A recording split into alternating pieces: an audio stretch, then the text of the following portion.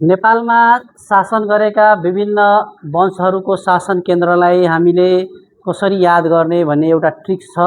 त्यो ट्रिक्स रहेको छ म मागेर सँगै हिँड्छु काका, म मागेर सँगै हिँड्छु काका भन्ने ट्रिक्स लिएर हामी नेपालका विभिन्न वंशका शासन केन्द्रहरूलाई याद गर्न सक्छौँ।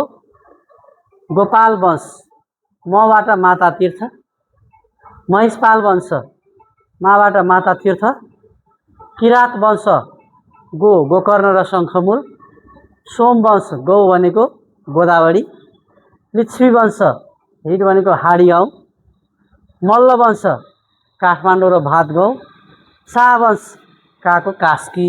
हामीले चाहिँ के गर्न सक्छौँ भने विभिन्न वंशहरूको शासन केन्द्रलाई हामीले याद गर्नु पर्यो भने म मागेर सँगै हिँड्छु काका भने ट्रिक्स मार्फत हामीले के गर्न सक्छौँ त विभिन्न वंशका शासन केन्द्रलाई याद गर्न सक्छौँ।